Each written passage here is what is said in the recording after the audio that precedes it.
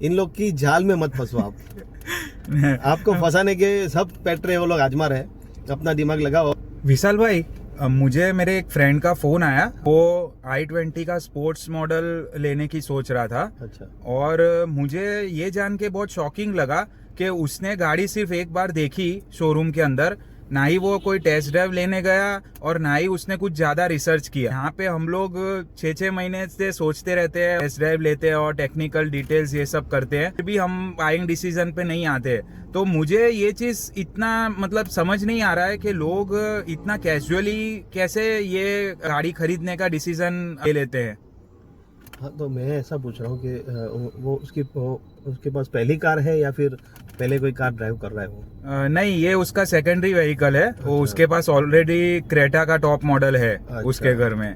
हाँ, तो बस उसका डिसीजन फाइनल है, क्योंकि वो पहले से ही मतलब समझो पहले से ही वो हुंडई का कार चला रहा है, तो उसको हुंडई का एक्सपीरियंस हो गया है, तो उसको मतलब वो कंफर्टेबल हो गया है, उसको पता है कि गाड़ी में प्रोज एंड कॉन्स क्या है, तो वो आराम से डिसीजन ले सकते हैं।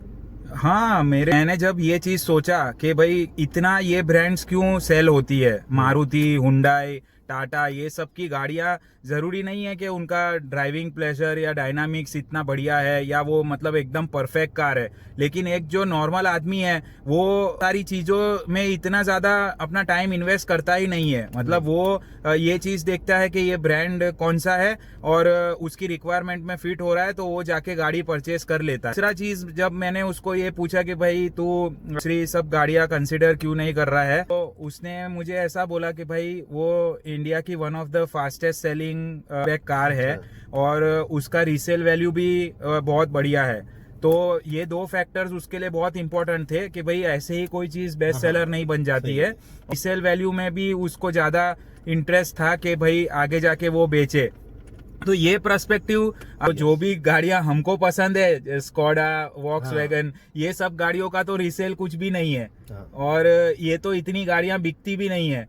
तो ये जो चीज है, जो एक नॉर्मल मिडिल क्लास इंडियन जिस तरीके से बाइंग डिसीजन लेता है, ये एक मतलब सोचने वाली बात है कि वो लोगों के लिए एक रीसेल वैल्यू और ये कितना इम्पोर्टेंट चीज है।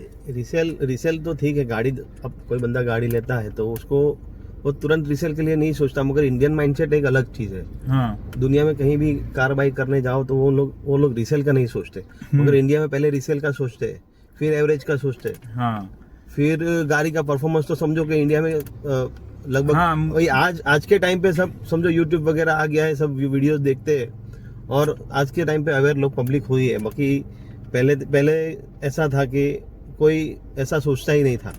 मैंने उसको ये भी पूछा कि भाई i20 का तो सेफ्टी रेटिंग सिर्फ 2 स्टार था। अभी कुछ अपडेट भी नहीं आया है उसके, तो वो उसने मुझे कैजुअली ये चीज बोला कि भाई 3 स्टार के लिए मैं 3 लाख रुपए ज्यादा क्यों दूं। और दूसरा उसका ये पर्सपेक्टिव था कि मेरी गाड़ी घर से ऑफिस और ऑफिस से घर आने वाली है, तो मुझे सिटी के अंदर कौन 100 किलोमीटर की स्पीड पे ठोकने वाला है कि मुझे 5 स्टार रेटिंग चाहिए। यही चीज है, कंपनियों को भी है ना इंडियन माइंडसेट की नब्ज पकड़नी पड़ेगी अभी, तो ही वो लोग जीत पाएंगे। जैसे हुंडई ने पकड़ ली, हुंडई को पता है वो बेस मॉडल भी देता है, और बेस मॉडल में मैंने देखा है कि आजकल बेस मॉडल भी इतने हुंडई दे रही है सामने से। और हुंडई एक ऐसी कंपनी है कि वहां पे मुझे समझो बेस टोटल एकदम बेस मॉडल तो नहीं दिखा, और उससे एक मॉडल मतलब वो भी बेस ही बोल सकते। सही बात है। तो उससे एक वर्जन ज्यादा मुझे दिखने को मिला वहां पे। तो ये हुंडई ने नब्ज पकड़ ली है कि भाई यहाँ पे पब्लिक को क्या चाहिए। जब तक कंपनी और डीलर अपने ग्राहक की नब्ज नहीं पकड़ेंगे तब तक ये खेल ऐसे ही चलता रहेगा।